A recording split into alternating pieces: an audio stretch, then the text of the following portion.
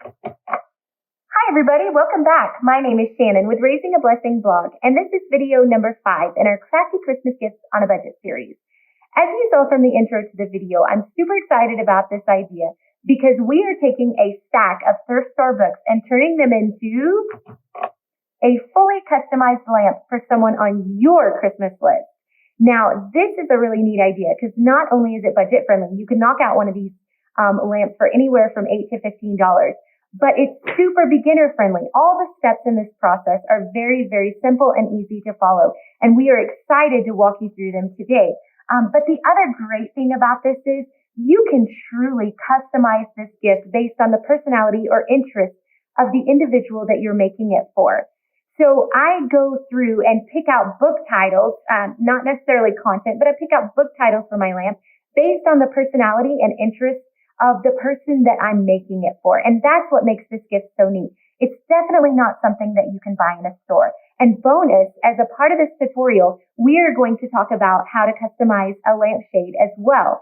So the picture at the beginning of this tutorial showed a lampshade with the Amazing Grace lyrics on it. So we're going to show you how to do just that. I'm so glad you've decided to join us today. I can't wait to walk you through this process. And I hope you love the fully customized lamp that you end up with when you walk through this. This project in total may take you 2 to 3 hours to accomplish once you have all the supplies, if that. It really depends on how slow and detailed you like to go. But we're excited to have you here today. I hope you follow our YouTube channel and or subscribe to our YouTube channel and follow us on Facebook and Instagram. And hope you have a blessed day. Let us know if you have any questions. Feel free to drop them in the comment section below. And let's get started. Here we go. This customized book lamp is a great gift idea for someone on your list who is a book lover, has a dorm room, or a study, office, or home library. One of the first supplies that you'll need for this project is a thrift store lamp. Try to find one with a nice flat base and a long narrow pole without any molding or special designs. The next supply that you'll need for this project is a lamp shade. Now, I like to drop by my local thrift store and pick up a plain and simple one and customize it, which I have a tutorial as part of this video on how I customized this book lamp shade. But if you're not interested in that part of the process and you want to kind of simplify these steps, then you can just throw a few extra dollars into the project, drop by your local department store and pick up a lamp shade that goes well with your book lamp. The third supply that you're going to need, and to me, this is the most fun and the most important, are your books. Now, you're going to want to make sure that you have hardback books, and I like to visit my local thrift store. But this is where the real customization and the theme comes in. When I'm giving this gift to a friend, I really pick out books where the titles would speak to them in some way. So like for my friend that loves to travel internationally, I may pick out books like Gone to France or Jets in the Air, or book titles that I have no idea what the book's about, but for some reason it really speaks to the theme of who she is and what she loves. Now, I'm not advertising that I have read any of these books pictured or that I endorse any of these books. I just thought the titles really spoke to the theme that I was going with for this book lamp. So that's really the fun of this project, is going out and finding great books that fit that person's personality the way that you want to do this to personalize it for them. The rest of the supplies that you will need for this project are a ruler or measuring tape, a wire cutter and a wire stripping tool, a Sharpie, a pencil, a screwdriver, a flashlight, a drill and a drill bit. With the drill bit, you want to base the size on the width of the lamp pole. Painter's tape and wood block are both optional but helpful for this project. Please make sure your lamp is unplugged before you begin step 1 of this process. Step 1, disassemble the lamp. Remove the shade, and if it has it, remove the harp and the bulb. Make sure you also remove the socket outer shell. Once you have disassembled the lamp, you're ready to move on to step 2, which is cutting the lamp cord. If you look at the picture here, it shows you exactly where to cut it. You're going to want to cut the wire just under the socket. Now set your socket to the side, because later, after we put the books on the lamp, we're going to want to reattach the wire to this socket. So don't trash your socket, just set it to the side somewhere safe. Once you have cut your lamp cord, you're going to want to remove any remaining pieces of the socket or the socket shell from the lamp. So if you look at the picture here, you'll see that there was still some of the socket shell left. We simply pulled that up and over the lamp cord so that all was left was the lamp post and the lamp cord. This makes it much easier to slide the books right down that. Here is a review of step 2.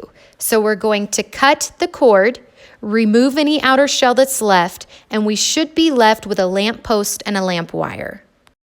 In step 3, you want to decide exactly how you want the books to line up. Now, the two most popular options are the one on the left, where you have your books lined up flush along the front or along their bindings, and the one on the right is where you center each book in the stack. My personal favorite is the flush front, just because I like the way the final product looks. But you'll definitely want to make sure you decide which way you want to go and stack your books accordingly before you begin to take measurements and cut. With step 4, you're going to want to take your very bottom book in the stack and find the center point or the cut point on this book. The way you do that is to measure both vertically and horizontally until X marks the spot at exactly in the middle. Now with step 5, we're going to move on to marking the cut or drill line for the rest of the books in the stack. And I'm going to tell you exactly how to do that based on whether you chose to flush front or center your books. If you chose to front flush, step 1 will be to measure and mark every book the exact same depth from the binding using the measurement from the book at the bottom of the stack. Remember, you want all of these to line up along the binding, so you're going to want to drill them the exact same depth from the binding as the very bottom book. For example, if your bottom book is going to be drilled at exactly 3 1/4 inches from the binding, make sure you drill every book above it also at exactly 3 1/4 inches from the binding in order to achieve the front flush look. Once you have that line marked, measure your book from top to bottom to find the center of the book vertically. Make a line there and then see where those two lines cross. This will be your cut point. If you opted for the centering the books look, then you have it very easy. You just simply measure the center vertically and horizontally for each book and mark the spot where the two lines cross so that you're ready for drilling. Here's an important tip for step 5 of the process. When you're making the lines on the top book of your stack, make sure that you use a pencil so that you can erase them at a later time. You don't want these lines to be visible once you put your entire lamp together. Now that you've marked your books, you're ready to begin cutting them, and you're going to want to start with the bottom book. But we have several tips to help you out before you get started, so let's jump right into those. Tip number 1, to find the right drill bit size, you're going to want to put your drill bits up against the lamp post to make sure that once cut, the hole's going to be sufficient to allow the books to easily slide down the pole. Tip number 2, you're going to want to use painter's tape to cover the cross marks on the top book before you drill. This makes for a cleaner final hole in appearance. I don't really worry about this step with the other books, but I definitely do it on my top book. Tip number 3, throw a piece of wood or a wood block under the books before you begin to drill. This is going to help prevent damaging whatever surface you're working on. Tip number 4, drilling is usually going to result in the paper clumping in between the pages of the book. So once you're finished drilling, go ahead and go in there with your fingers and clean out all the clumps so that your book will lay flat in the stack. Tip number 5, don't be surprised if you have to make adjustments to your cut line as you go. For this reason, I usually start by drilling the bottom book first, and I slide it down the pole as soon as I'm done drilling it.